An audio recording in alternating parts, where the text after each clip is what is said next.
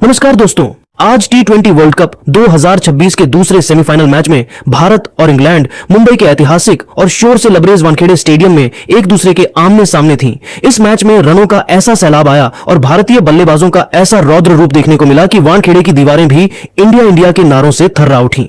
England के कप्तान Harry Brook ने टॉस जीतकर पहले गेंदबाजी करने का फैसला किया, लेकिन उन्हें अंदाजा नहीं था कि भारतीय बल्लेबाज आज इतिहास लिखने के इरादे से मैदान पर उतरे हैं। मुंबई के ऐतिहासिक और समंदर की नम हवाओं से सराबोर वानखेड़े स्टेडियम में जब आईसीसी पुरुष टी20 विश्व कप 2026 के दूसरे सेमीफाइनल का बिगुल बजा तो पूरा भारत अपनी सांसें थामे खड़ा था। टॉस हारने के बाद जब भारतीय टीम बल्लेबाजी के लिए उतरी तो सलामी जोड़ी के रूप में युवा सनसनी अभिषेक शर्मा और तकनीक के बेताज बादशाह संजू सैमसन ने मैदान पर कदम रखा। स्टेडियम का कोना कोना इंडिया इंडिया के गगनभेदी नारों से गूंज रहा था। पहले ही ओवर में इंग्लैंड के सबसे घातक गेंदबाज जोफ्रा आर्चर के खिलाफ संजू सैमसन ने अपनी जादुई क्लास का ऐसा मुजाहिरा पेश किया कि अंग्रेज कप्तान हैरी ब्रूक हक्के बक्के रह गए। संजू ने आर्चर की तेज रफ्तार गेंद पर पहले एक नजाकत भरा चौका निकाला और फिर अगली ही गेंद पर अपनी कलाइयों का इस्तेमाल करते हुए एक गगनचुंबी छक्का जड़कर भारत का खाता बेहद आक्रामक अंदाज में खोला। दूसरे ओवर में गेंद विल जैक्स के हाथों में थी और अब स्ट्राइक पर अभिषेक शर्मा थे। अभिषेक ने आते ही जैक्स को निशाने पर लिया और लगातार 2 कड़क चौके जड़कर वानखेड़े के शोर को 7वें आसमान पर पहुंचा दिया। ऐसा लग रहा था कि आज अभिषेक एक बड़ी पारी खेलेंगे, लेकिन इसी ओवर की अंतिम गेंद पर एक और बड़ा हवाई शॉट खेलने के प्रयास में वे अपनी एकाग्रता खो बैठे और डीप मिड विकेट पर कैच थमा बैठे। अभिषेक के जल्दी आउट होने से एक पल के लिए सन्नाटा पसरा, लेकिन उनके जाने के बाद मैदान पर पॉकेट डायनेमो के नाम से मशहूर ईशान किशन का आगमन हुआ। यहां से वानखेड़े की पिच पर इंग्लैंड की बर्बादी की वह असली दास्तान शुरू हुई जिसे इतिहास में स्वर्णिम अक्षरों में लिखा जाएगा। मैच का सबसे बड़ा टर्निंग पॉइंट तीसरे ओवर में आया जब जोफ्रा आर्चर की एक उठती हुई गेंद पर संजू सैमसन ने हवा में शॉट खेला, लेकिन मिड ऑन पर खड़े कप्तान हैरी ब्रूक ने एक आसान सा कैच टपका दिया। संजू जैसे दिग्गज को जीवनदान देना इंग्लैंड के लिए किसी आत्मघाती कदम से कम नहीं था। इस जीवनदान का खामियाजा पूरी इंग्लिश टीम को भुगतना पड़ा। संजू ने उसी ओवर में आर्चर को फिर से निशाने पर लिया और एक शानदार छक्का और चौका जड़कर अपनी वह लय पकड़ी जिसने अंग्रेजों के पसीने छुड़ा दिए। पावर प्ले के अंतिम ओवरों तक पहुंचते पहुंचते ईशान किशन ने भी अपने हाथ खोलने शुरू कर दिए थे। उन्होंने जेमी ओवर्टन की रफ्तार का फायदा उठाते हुए बैक टू बैक 2 करारे चौके जड़े और देखते ही देखते भारत के स्कोर को 50 रनों के पार पहुंचा दिया। इसके बाद संजू और ईशान के बीच 97 रनों की एक ऐसी प्रलयकारी साझेदारी पनपी जिसने इंग्लैंड के विश्व स्तरीय गेंदबाजी आक्रमण को पूरी तरह तहस नहस और दिशाहीन कर दिया। 7वें ओवर में जब स्पिनर लियम डॉसन गेंदबाजी करने आए तो संजू सैमसन ने उनके खिलाफ एक बेहतरीन और दर्शनीय इनसाइड आउट छक्का जड़ा। इस छक्के के साथ ही संजू ने न केवल अपना तूफानी अर्धशतक पूरा किया बल्कि अंतरराष्ट्रीय T20 में लगातार दूसरा अर्धशतक जड़कर वानखेड़े के दर्शकों को पागल होने पर मजबूर कर दिया। दूसरे छोर पर ईशान किशन भी रत्ती भर पीछे नहीं थे। उन्होंने सैम करन और अनुभवी आदिल रशीद को आड़े हाथों लिया। 9वें ओवर में रोमांच अपनी चरम सीमा पर था जब ईशान किशन ने सैम करन की एक स्लोअर डिलीवरी को पहले ही भांप लिया और उसे 81 मीटर लंबा एक भीमकाय छक्का जड़ दिया। इसी ओवर में भारत के 100 रन भी पूरे हो गए और औसत 11 के ऊपर बना हुआ था। अंग्रेज गेंदबाज अब मैदान पर किसी असहाय सेना की तरह नजर आ रहे थे और कप्तान ब्रूक के पास इस तबाही को रोकने का कोई विकल्प नहीं था। हालांकि 10वें ओवर में क्रिकेट की अनिश्चितता एक बार फिर देखने को मिली जब आदिल रशीद ने अपनी जादुई फिरकी का इस्तेमाल किया। ईशान किशन एक और बड़ा शॉट खेलने के लिए क्रीज से बाहर निकले, लेकिन गेंद ने अतिरिक्त टर्न लिया और वे विल जैक्स को एक आसान कैच थमा बैठे। इस विकेट के साथ ही वह खतरनाक 97 रनों की साझेदारी तो टूटी, लेकिन तब तक भारतीय बल्लेबाजों ने इंग्लैंड की कमर तोड़ दी थी और वानखेड़े में जीत की खुशबू फैलने लगी थी। ईशान किशन के आउट होने के बाद जब वानखेड़े स्टेडियम में थोड़े समय के लिए खामोशी छाई थी तब मैदान पर कदम रखा भारतीय क्रिकेट के नए सिक्सर किंग शिवम दुबे ने। दुबे के मैदान पर उतरते ही दर्शकों का उत्साह एक बार फिर 7वें आसमान पर पहुंच गया, क्योंकि हर कोई जानता था कि दुबे की मौजूदगी का मतलब है गेंदों का स्टैंड्स में गुम हो जाना। दुबे ने क्रीज पर आते ही अपनी पहली ही गेंद से यह स्पष्ट कर दिया कि वे आज किसी भी गेंदबाज पर रहम करने के मूड में नहीं हैं और उनका लक्ष्य केवल रनों की गति को और अधिक तीव्र करना है। असली तबाही का मंजर 11वें ओवर में देखने को मिला जब इंग्लैंड के सबसे अनुभवी स्पिनर आदिल रशीद अपना नया स्पेल डालने वापस आए। रशीद को लगा था कि वे अपनी फिरकी से नए बल्लेबाज दुबे को परेशान करेंगे, लेकिन दुबे ने उनकी पहली ही गेंद पर अपना फौलादी पैर बाहर निकाला और गेंद की पिच तक पहुंचकर उसे काउ कॉर्नर के ऊपर से 90 मीटर लंबा एक भीमकाय छक्का जड़ दिया। यह छक्का इतना विशाल था कि गेंद सीधे स्टैंड्स की ऊपरी कतारों में जाकर गिरी। रशीद इस प्रहार से पूरी तरह बौखला गए और उन्होंने अपनी लय खो दी। इसी ओवर की अंतिम गेंद पर रशीद ने फिर से वही गलती दोहराई और गेंद को दुबे की हिटिंग आर्क में डाल दिया। दुबे ने बिना किसी अतिरिक्त प्रयास के केवल अपनी शारीरिक शक्ति का इस्तेमाल करते हुए गेंद को लॉन गॉन के ऊपर से एक बार फिर स्टैंड्स की गहराई में भेज दिया। इस ओवर ने इंग्लैंड के मुख्य स्पिनर के आत्मविश्वास को पूरी तरह झकझोर कर रख दिया। खेल जब 12वें ओवर में प्रवेश कर चुका था तब इंग्लैंड के कप्तान हैरी ब्रूक ने अपने तेज गेंदबाज जेमी ओवर्टन को वापस बुलाया ताकि रनों की इस सुनामी पर कुछ अंकुश लगाया जा सके। लेकिन दूसरी छोर पर खड़े संजू सैमसन आज अपनी जिंदगी की सबसे बेहतरीन फॉर्म में बल्लेबाजी कर रहे थे। ओवर्टन की एक तेज रफ्तार गेंद पर संजू ने अपनी जादुई कलाइयों और गजब की टाइमिंग का ऐसा बेजोड़ प्रदर्शन किया कि गेंद लॉन्ग ऑफ की बाउंड्री के ऊपर से एक और शानदार छक्के के लिए निकल गई। संजू के इस शॉट ने वानखेड़े के शोर को एक नए स्तर पर पहुंचा दिया और रनों की गति अब 7वें आसमान को छू रही थी। अंग्रेज गेंदबाज अब मैदान पर पूरी तरह असहाय और दिशाहीन नजर आ रहे थे क्योंकि उन्हें समझ नहीं आ रहा था कि इन दोनों पावर हिटर्स को कहां गेंदबाजी की जाए। 12 ओवरों की समाप्ति के बाद स्कोरबोर्ड पर टीम इंडिया का स्कोर 145 रनों के विशाल योग पर मात्र 2 विकेट था। यह किसी भी सेमीफाइनल के इतिहास में एक डरावना और ऐतिहासिक स्कोर था। संजू सैमसन आज एक अलग ही ग्रह के बल्लेबाज नजर आ रहे थे। वे मात्र 38 गेंदों पर 76 रनों की एक प्रलयकारी और आतिशी पारी खेलकर नाबाद डटे हुए थे। उनकी इस जादुई पारी में अब तक 8 गगनचुंबी छक्के और 3 शानदार चौके शामिल हो चुके थे। वहीं दूसरी ओर शिवम दुबे ने भी अपने हाथ खोल दिए थे और वे मात्र 9 गेंदों पर 17 रन बनाकर संजू का बखूबी साथ निभा रहे थे। भारत का करंट रन रेट 12 के ऊपर बना हुआ था, जो टी20 क्रिकेट के आधुनिक युग में भी एक असाधारण उपलब्धि है।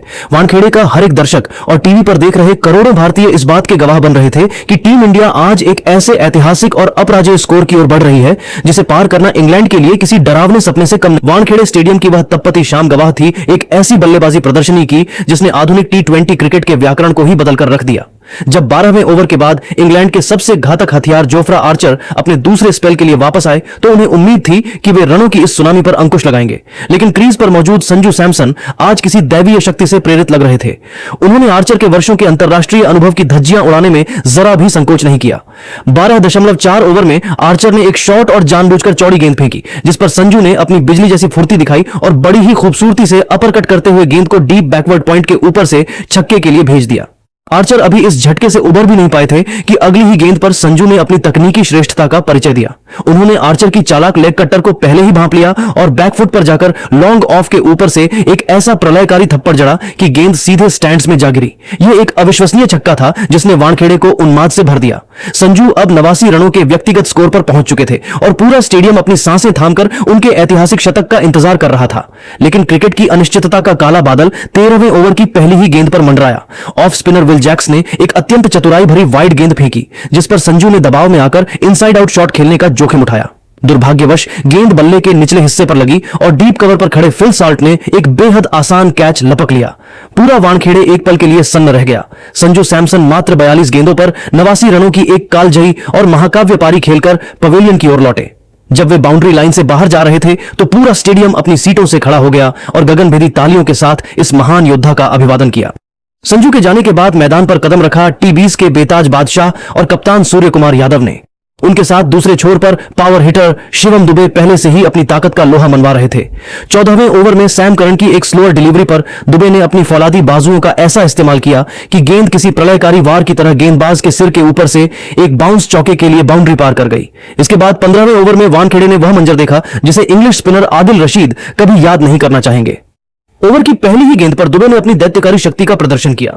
हालांकि उनका स्वैप थोड़ा मिस टाइम था, लेकिन दुबे के पास इतनी ताकत थी कि गेंद 82 मीटर दूर लॉन्ग ऑफ की बाउंड्री को पार कर गई।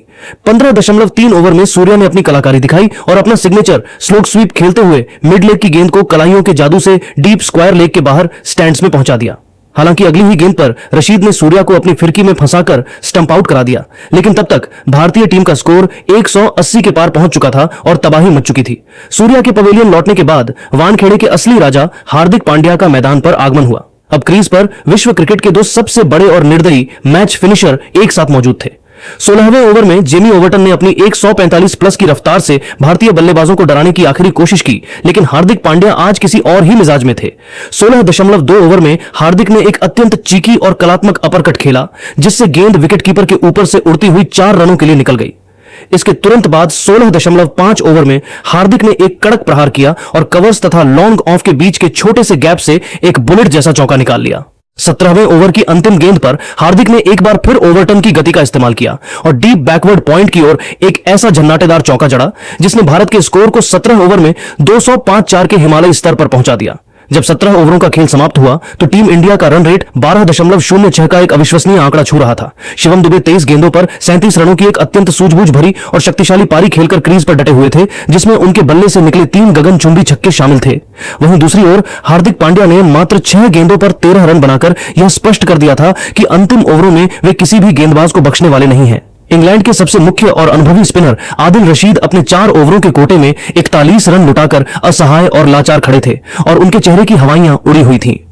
वानखेड़े का कोना कोना अब हार्दिक हार्दिक और दुबे दुबे के गूंजते नारों से किसी उत्सव की तरह महक रहा था, जहां हर गेंद पर एक नया इतिहास लिखा जा रहा था। 18वें ओवर की शुरुआत सैम करन ने की और पहली ही गेंद पर शिवम दुबे ने अपनी फौलादी बाजुओं का दम दिखाते हुए एक धीमी शॉर्ट गेंद को मिड विकेट के ऊपर से गगनचुंबी छक्के के लिए भेज दिया।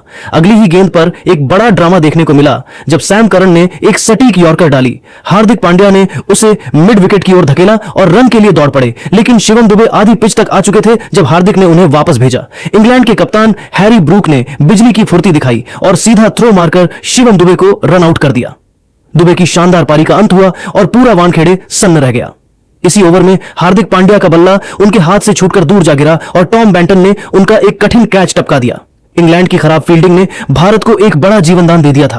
वानखेड़े स्टेडियम के उस ऐतिहासिक रणक्षेत्र में जब सूर्य की अंतिम किरणें समुद्र के क्षितिज में ओझल हो रही थीं, भारतीय बल्लेबाजी का असली रौद्र रूप और तबाही का मंजर 19वें ओवर में शुरू हुआ।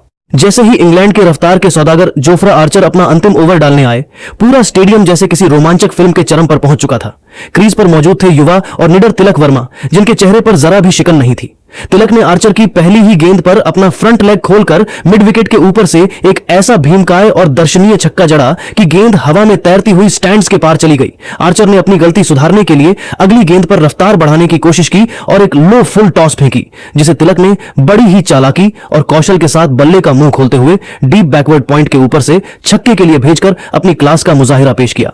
पूरा वानखेड़े अब तिलक तिलक के नारों से किसी गूंजते हुए ज्वालामुखी की तरह दहक रहा था। 18.4 ओवर में आर्चर ने लेंथ खींचने का प्रयास किया, लेकिन तिलक आज किसी और ही ग्रह के खिलाड़ी लग रहे थे। उन्होंने आर्चर की 148 किलोमीटर की गति को अपनी ताकत बनाया और गेंद को डीप बैकवर्ड स्क्वायर लेग के ऊपर से कलाइयों के जादू से फ्लिक करते हुए लगातार तीसरा छक्का जड़कर इतिहास रच दिया। हालांकि अगली ही गेंद पर आर्चर ने अपनी प्रतिष्ठा का परिचय दिया और 149 किलोमीटर की रफ्तार से एक ऐसी घातक यॉर्कर डाली जिसने तिलक के मिडिल स्टंप को उखाड़ फेंका, लेकिन तिलक अपना काम कर चुके थे। पारी के अंतिम ओवर की जिम्मेदारी कप्तान हैरी ब्रूक ने विल जैक्स को सौंपी और उस समय भारत का स्कोर 238 रन पहुंच चुका था। क्रीज पर वानखेड़े के चहेते हार्दिक पांड्या मौजूद थे। हार्दिक ने 19.2 ओवर में जैक्स की एक वाइड और जानबूझकर फेंकी गई धीमी गेंद को लॉन्ग ऑन के ऊपर से 90 मीटर दूर एक विशाल छक्के के लिए भेज दिया। रोमांच यही नहीं थमा। 19.4 ओवर में जैक्स ने एक बार फिर लेंथ मिस की और हार्दिक ने गेंद को सीधे गेंदबाज के सिर के ऊपर से सपाट और बिजली की गति वाला छक्का मारकर भारत के 250 रन पूरे कर दिए। यह T20 वर्ल्ड कप सेमीफाइनल के इतिहास का अब तक का सबसे विशाल और रिकॉर्ड तोड़ स्कोर बन चुका था। पारी की बिल्कुल अंतिम गेंद पर हार्दिक एक और रन चुराने के प्रयास में रन आउट हुए, लेकिन उन्होंने मात्र 12 गेंदों पर 27 रनों की धमाकेदार और प्रलयकारी पारी खेलकर भारत को उस मुकाम पर पहुंचा दिया जहां से जीत केवल औपचारिकता लग रही थी। भारत ने निर्धारित 20 ओवरों की समाप्ति पर 253-7 का एक ऐसा हिमालयी अभेद्य और पहाड़ जैसा स्कोर खड़ा किया जिसे पार करना इंग्लैंड के लिए किसी नामुमकिन सपने और एक डरावनी चुनौती जैसा लग रहा था। टीम इंडिया का रन रेट 12.65 के अविश्वसनीय आंकड़े को छू रहा था। भारतीय बल्लेबाजों ने अंतिम 3 ओवरों में 48 रन बटोरे और 6 गगनचुंबी छक्कों की मदद से पूरे इंग्लिश गेंदबाजी आक्रमण को तहस नहस कर दिया। जोफ्रा आर्चर अपने 4 ओवरों के कोटे में 61 रन लुटाकर अपने करियर के सबसे महंगे और दुखद स्पेल के गवाह बने। वानखेड़े के स्टैंड्स में मौजूद हजारों भारतीय प्रशंसक अब जीत के जश्न में सराबोर होकर तिरंगा लहरा रहे थे, क्योंकि 254 रनों का यह विशाल लक्ष्य दुनिया की किसी भी टीम के लिए एक भयावह सपना साबित होने वाला था। दोस्तों, तिलक वर्मा के वे लगातार 3 छक्के और हार्दिक पांड्या की वो फिनिशिंग देखकर क्या आपको लगता है कि इंग्लैंड इस पहाड़ जैसे लक्ष्य का पीछा कर पाएगा, या फिर भारतीय गेंदबाज आज वानखेड़े में अंग्रेजों की बल्लेबाजी को तहस नहस कर देंगे? अपनी कीमती और विशेषज्ञ राय नीचे कमेंट सेक्शन में हमें जरूर बताएं और